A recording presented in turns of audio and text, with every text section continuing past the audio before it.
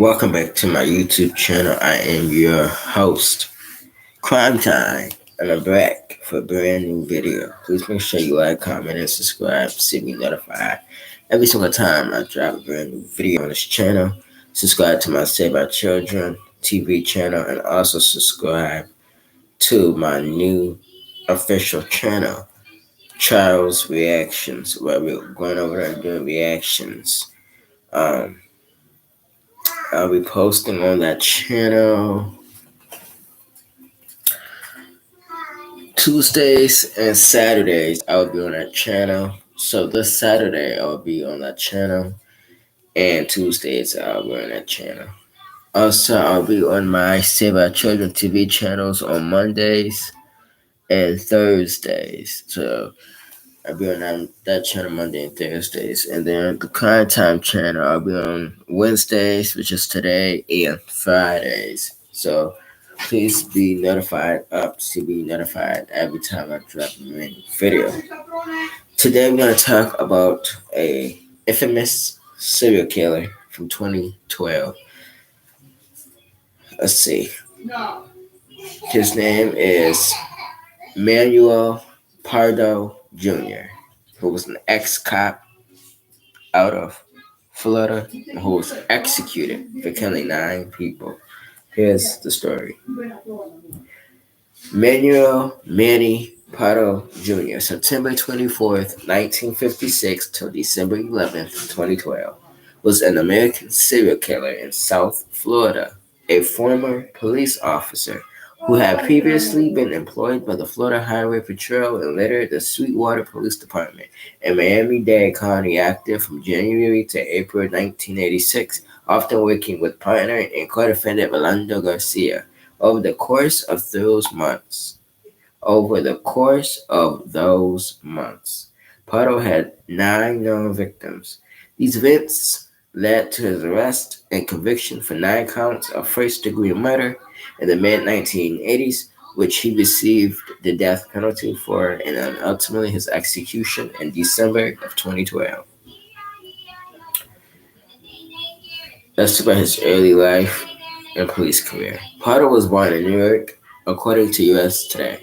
Pardo was a former Boy Scout and Navy veteran who began his law enforcement career in the 1970s with the Florida Highway Patrol, graduating at the top of his class at the academy where he was fired from the agency in 1979 for falsifying traffic tickets. He was soon hired by the police department in Sweetwater, a small city in Miami-Dade County.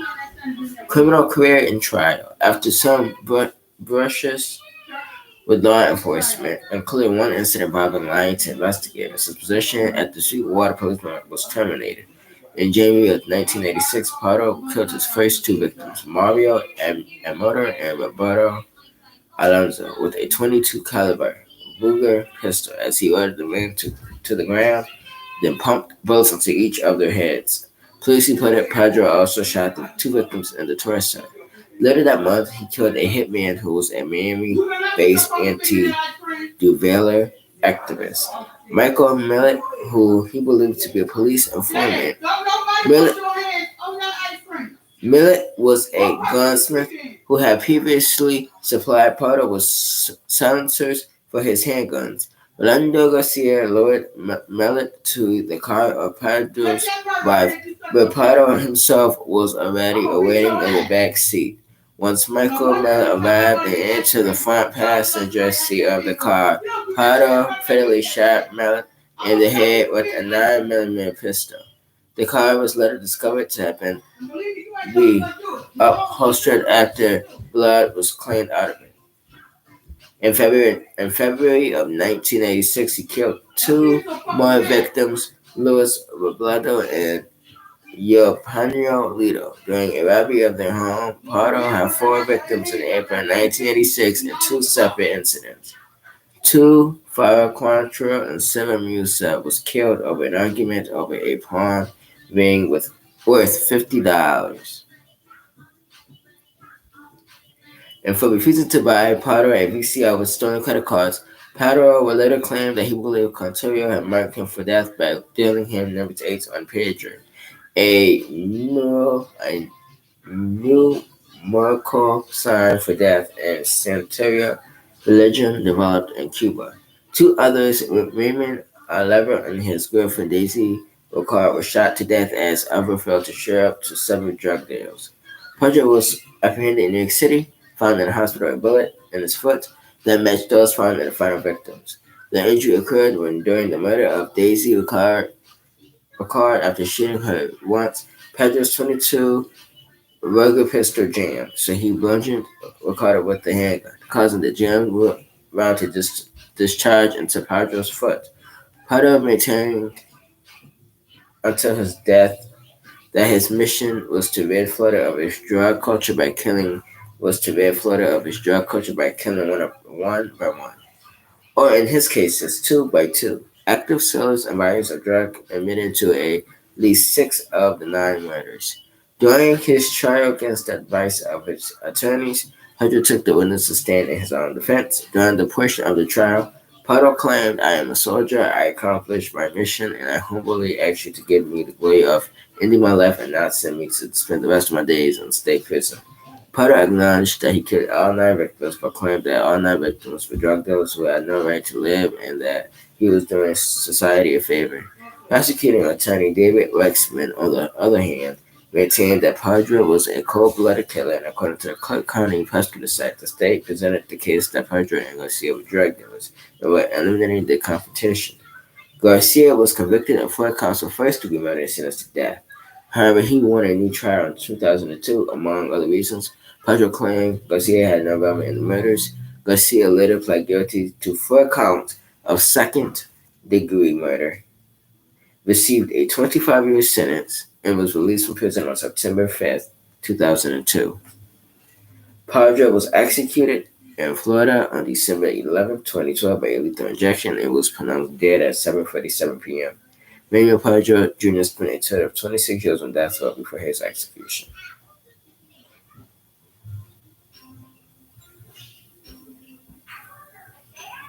In popular population. So basically in 2015, he was playing video games. He was one of the playable characters in Unhinged, Miami Police Department, homicide detective named Manny Padre, loosely based on his real life namesake who uses authority to go on killing sprees. Manny is shown to be seeking recognition for his crimes, waiting to be more infamous than other violent criminals making the news headlines in Miami. Detective Padre is gradually revealed to be a serial killer, dubbed by the press as the Miami Mutilator, who investigates his own murders. When Parker claims to not initially receive much media attention, he escalates the brutality of his constitutive minority. Many also personally kills other criminals he affairs who get more press coverage than him. There has been speculation that Dexter Morgan, a fictional serial killer and a vigilante who was working as a service technician at the Miami Police Department, was inspired in part by Perjure due to the resemblance and the similarity of being involved in law enforcement to some degree before the murder sprees, which were both motivated by vigilantism. Another Dexter character, Miguel Perjure, was also likely named after Perjure.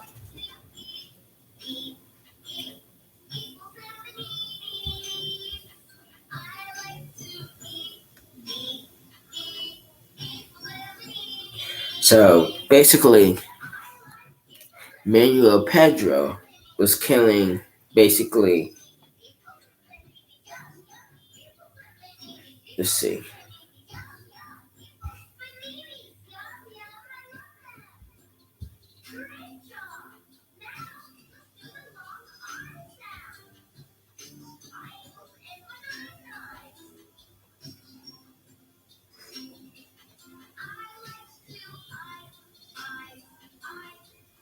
So he shot and killed drug dealers because he believed that they was ruining people's lives. Now, if serial killer Manuel Pedro Jr. was thinking that day. The best thing to do is turn them into law enforcement. Okay? You don't take matters into your own arm and kill people because what you believe what they were doing was hurting the community. There's a way to do it. There's a lot of things he could have did differently. He could have went to law enforcement. He could have went to legislation. He could have went to the state of Florida. He could have went to the city. He could have went to the mayor. There's things he could have did, right? And he didn't do that. What he did was such a coward way of killing people. He killed 9 people because of what you thought would change your perspective. The thing, it didn't change your perspective. It hurt 9 families are hurt behind your ignorance, so to say, because you could have did things much, much differently. Killing people is just not the answer. And I believe he wanted the death penalty, which probably was going to get life without parole or multiple life sentences. But he know in his mind that he deserved to be executed for what he did. And I think that, you gotta think twice for those who believe in taking justice in your own arms. And I'm talking to serial killers who kill people for dumbest reasons. It's dumb. You're killing people for dumb reasons that if you want to see a change in your community, do not become a serial killer and kill people. What you want to do is go to legislation, go to the mayor, go to the Capitol, speak about this, speak to people who can change what you want to change. But taking matters in your own arms, you're not changing anything. You're making the situation worse by taking it into your own arms. At the end of the day, you actually he was an ex police officer, but it makes it 10 times worse. Again, you had a power and duty as a officer to protect and save, and you abused your power by killing people, getting fired from your other job, and then becoming a police officer, and then got fired at that job for breaking the law. So it's like how you trying to fix the law, but you're breaking the law every single time. So if you really want to change the laws, then you should do it the correct way, an adjustable way. That's not the way to go about it. So think about it. Think twice before taking matters in your own hands, because there are consequences for your actions. And again, actions speak louder than words. Okay, so his actions could have changed what's going on today in Florida, but it didn't. It cost 9 people to lose their life because of what you believed. So we got to think twice, folks. And it says he was born September 24th, 1956. He died on December 11th, 2012, at age 56 in prison for being executed. Cause of death, he was executed by lethal injection. Other names to remember is Manny, Death of Romeo, criminal status executed, convictions, first degree murder, 9 counts, criminal penalty was death, 9 victims, as the details, span across from January to April of 1986, country United States, state is Florida, date apprehended was May 7th, 1986. In the early life in his police career, back in 1979, he was fired for falsifying traffic tickets. Falsifying. And soon hired by the police department in Sweetwater, a small city in Miami-Dade, before he lost that job. So, like, comment, and subscribe. Turn your post notification on. Turn your bells on. Subscribe to all 3 of my channels. and be notified every time I drop a brand new video. Can't wait to see you guys tomorrow. Tomorrow I will be on Save Our Children TV. You don't want to miss my video tomorrow. Um, the story we're going to be talking about is another. Well, he wasn't a serial killer, but a man who basically was arrested almost 100, well, not almost, he was arrested 102 times. And he broke into a Texas home where he killed a 12-year-old, basically. And before he killed her, she told, basically, gave the suspect name, and that's what prompted the police to go and arrest him. So we're going to talk about that story tomorrow on Save Our Children channel. And don't forget to like, comment, and subscribe on all platforms. Peace.